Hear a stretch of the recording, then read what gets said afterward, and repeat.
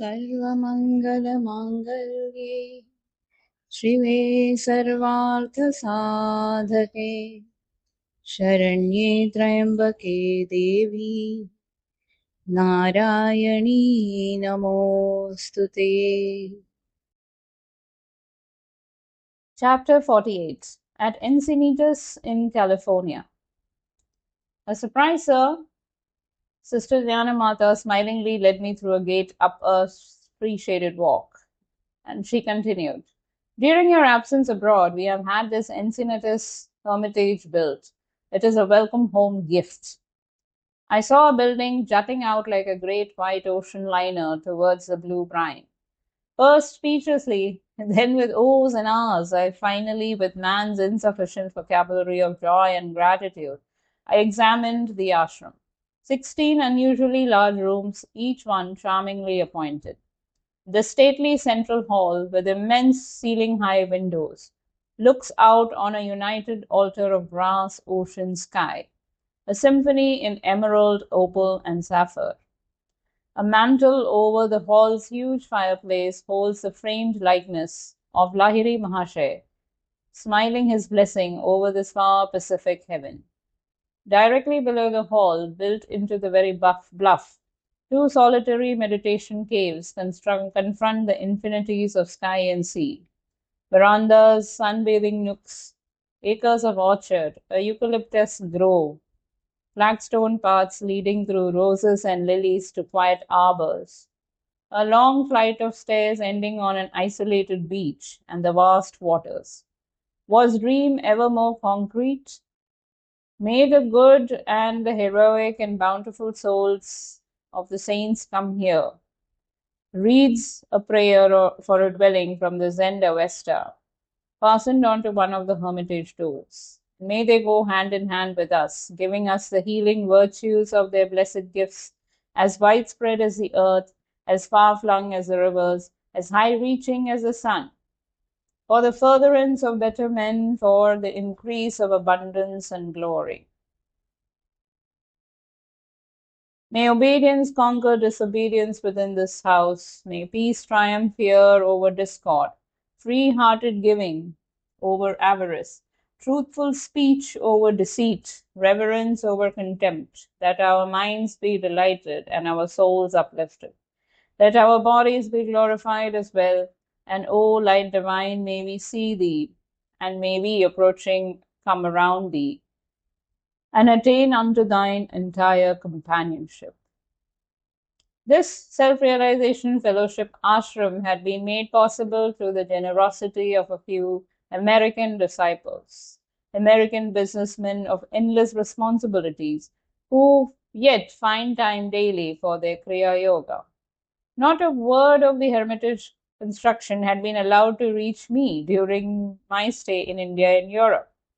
It was astonishment and delight. During my earlier years in America, I combed the coast of California in quest of a small site for a seaside ashram. Whenever I had found a suitable location, some obstacle had invariably arisen to thwart me. Gazing now over the broad acres of Encinitas, humbly I saw the effortless fulfillment of Sri Yukteswar's long ago prophecy, a hermitage by the ocean. A few months later, in the Easter of 1937, I conducted on the smooth lawns at Encinitas the first of many sunrise services. Like the Magi of old, several hundred students gazed in the devotional awe at the daily miracle, the early solar fire rite in the eastern sky. To the west lay the inexhaustible Pacific, booming its solemn praise. In the distance, a tiny white sailing boat and the lonely flight of a seagull. Christ, thou art risen, not alone with the vernal sun, but in the eternal dawn of spirit. Many happy months sped by. In the peace of perfect beauty, I was able to complete at the hermitage a long projected work, Cosmic Chants. I set to English words in Western musical notation about 40 songs, some original, others my adaptations of ancient melodies. Included were the Shankara chant, no birth, no death, Two favorites of Sri Yukteswar's, Wake, Yet Wake, O my saint, and Desire, my great enemy, and the Hari Sanskrit hymn to Brahma. Old Bengali songs, What lightning flash, and They have heard thy name. Tagore's Who is my temple, and a number of my compositions. I will be thine always, in the land beyond my dreams. Come out of the silent sky, listen to my soul call. In the temple of silence, and thou art my life. For a preface to the songbook, I recounted my first outstanding experience with the receptivity of Westerners to the quaintly devotional airs of the East. The occasion had been a public lecture. The time, April 18th, 1926, the place, Carnegie Hall in New York. Mr. Hunsaker, I had confided to an American student, I am planning to ask the audience to sing an ancient Hindu chant, O God, beautiful. Sir, Mr. Hunsaker had protested, these Oriental songs are alien to American understanding. What a shame if the lecture were to be marred by a commentary of overripe tomatoes. I laughingly disagreed. Music is a universal language. Americans will not fail to feel the soul aspiration in this lofty chant. During the lecture, Mr. Hunsaker had sat behind me on the platform, probably fearing for my safety. His doubts were groundless. Not only had there been an absence of unwelcome vegetables, but for 1 hour and 25 minutes the strains of O God Beautiful had resounded uninterruptedly from 3,000 throats. Blase no longer, dear New Yorkers. Your hearts had soared out in a simple paean of rejoicing. Divine blessings had taken place that evening among the devotees, chanting with love the Lord's blessed name. The secluded life of a literary minstrel was not my role for long. Soon I was dividing every fortnight between Los Angeles and Encinitas. Sunday services, classes, lectures before clubs and colleges, interviews with students, ceaseless streams of correspondence, articles for East West, direction of activities in India, and numerous small centers in American cities. Much time was also given to the arrangement of Kriya and other self realization fellowship teachings into a series of studies for the distant yoga seekers whose zeal recognized no limitation of space. Joyous dedication of self realization Church of all religions took place in 1938 at Washington, D.C. Set amidst landscaped grounds, the stately church stands in a section of the city aptly called Friendship Heights. The Washington leader is Swami Premananda, educated at the Ranchi School and Calcutta University. I had summoned him in 1928 to assume leadership of the Washington Self Realization Fellowship Center. Premananda, I told him during a visit to his new temple, this eastern headquarters is a memorial in stone to your tireless devotion. Here in the nation's capital, you have held aloft the light of Lahiri Mahashaya's ideals. Premananda accompanied me from Washington for a brief visit to the Self Realization Fellowship Center in Boston. What joy to see again the Kriya Yoga band who had remained steadfast since 1920. The Boston leader, Dr. M.W. Lewis, lodged my companion and myself in a modern, artistically decorated suite. Dear sir, Dr. Lewis said to me, smiling, during your early years in America, you stayed in the city in a single room without bath. I wanted you to know that Boston possesses some luxurious apartments. The shadows of approaching carnage were lengthening over the world. Already the acute ear might hear the frightful drums of war.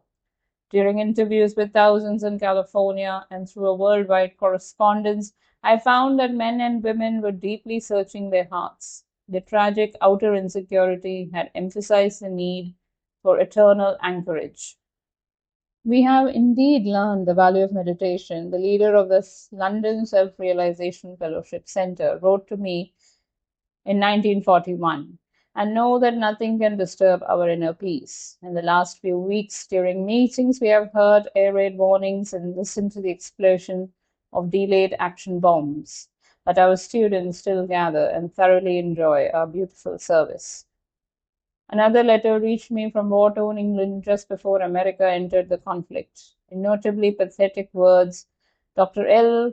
Cranmer Bergen, noted editor of the Wisdom of the East series, wrote, "When I read East West, I realized how far apart we seem to be, apparently living in two different worlds. Beauty, order, calm, and peace come to me from Los Angeles, sailing into port as a vessel laden with the blessings and comfort of the Holy Grail to a beleaguered city.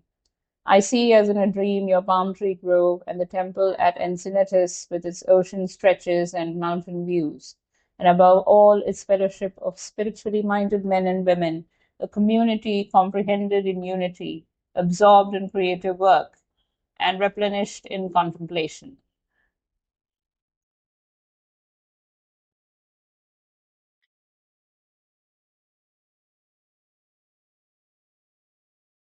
It is a world of my own vision, in the making of which I hope to bear my little part. And now, perhaps in the body I shall never reach your golden shores nor worship in your temple.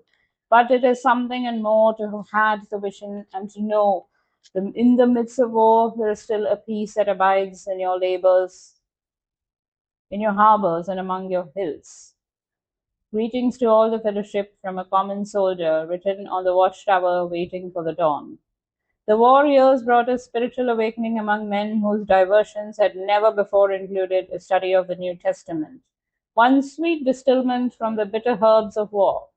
To satisfy a growing need, an inspiring little self realization church of all religions was built and dedicated in 1942 at Hollywood. The site faces Olive Hill and the distant Los Angeles Planetarium. The church, finished in blue, white, and gold, is reflected amidst the water hyacinths in a large pool. The gardens are gay with flowers, a few startled stone deer, and a stained glass pergola and a quaint wishing well. Thrown in with the pennies and the kaleidoscope wishes of man has been many a pure aspiration for the sole treasure of spirit. A universal benignity flows from the small niches with the statues of Lahiri Mahasaya and Sri Yukteswar, and of Krishna, Buddha, Confucius, Saint Francis, and a beautiful mother of pearl reproduction of Christ at the Last Supper. Another self realization church of all religions was founded in 1943 at San Diego.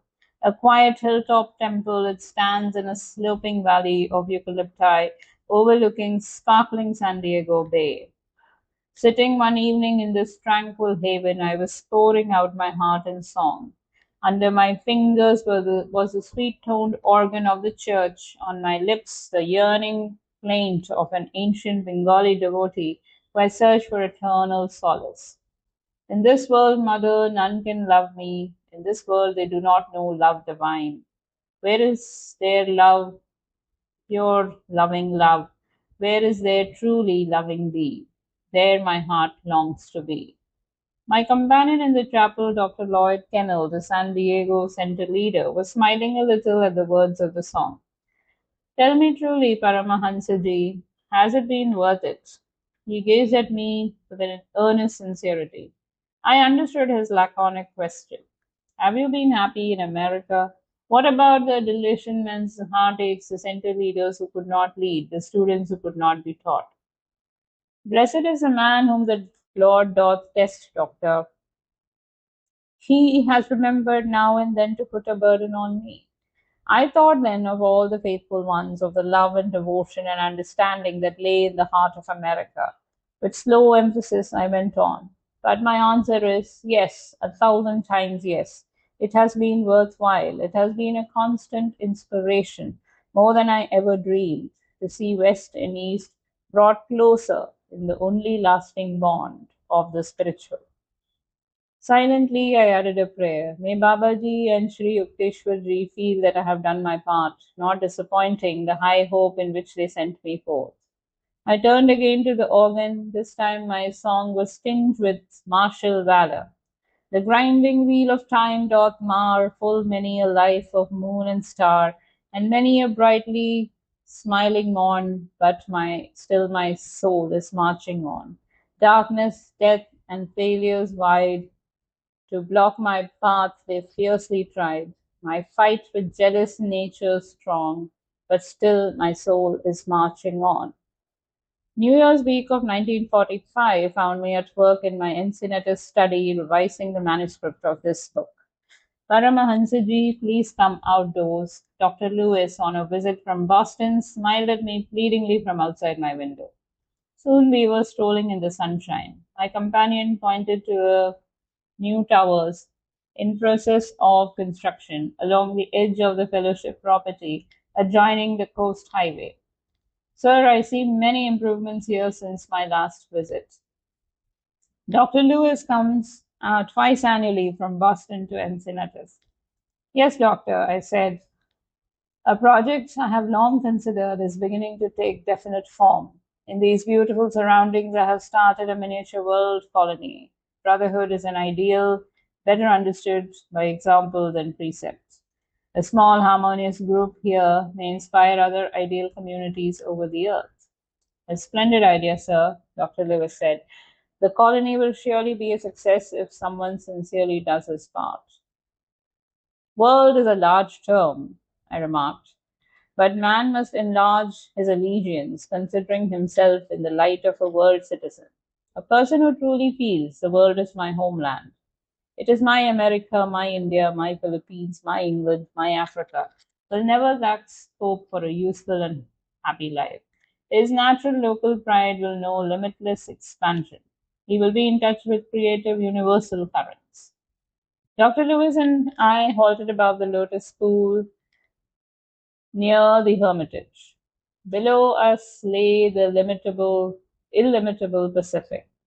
These same waters break equally on the coasts of West and East, in California and China. My companion threw a little stone into the first of the oceanic 70 million square miles. Encinitas is a symbolic spot for a world colony. That is true, Doctor. We shall arrange here for many conferences and congresses of religion, inviting delegates from all lands. Flags of nations will hang in our halls. Diminutive temples will be built over the grounds dedicated to the world's principal religions. As soon as possible, I went on, I plan to open a yoga institute here. The blessed role of Kriya Yoga in the West has hardly more than just begun. May all men come to know that there is a definite scientific technique of self realization for overcoming all of human misery. Far to the night, my dear friend, the first Kriya Yogi in America discussed with me the need for world colonies founded on a spiritual basis. The ills attributed to an anthropomorphic abstraction called society may be laid more realistically at the door of every man. Utopia must spring in the private bosom before it can flower in civic virtue. Man is a soul, not an institution. His inner reforms alone can lend permanence to outer ones. By stress on spiritual values, self realization, a colony exemplifying world brotherhood is empowered to send inspiring vibrations far beyond its locale. August 15th, 1945, close of global war the second, end of a world, dawn of an enigmatic atomic age. The Hermitage residents gathered in the main hall for a prayer of thanksgiving. Heavenly Father, may it never happen again. Thy children go henceforth as brothers. Gone was the tension of warriors. Our spirits spurred in the sun of peace. I gazed happily at each of my American comrades. Lord, I thought gratefully, Thou hast given this monk a large family. End of chapter 48, end of the book Autobiography of a Yogi. I am extremely thankful to all the forces that made it possible for me to get in touch with this book, to read this book, and to put my voice into it so that it can reach a lot more people. I'm extremely thankful to the Guru Parampara, which connected me to Paramahansa Yogananda and to the universe. Thank you so much for listening, and thank you for being patient for the completion of this project, which took 4 years. Thank you so much.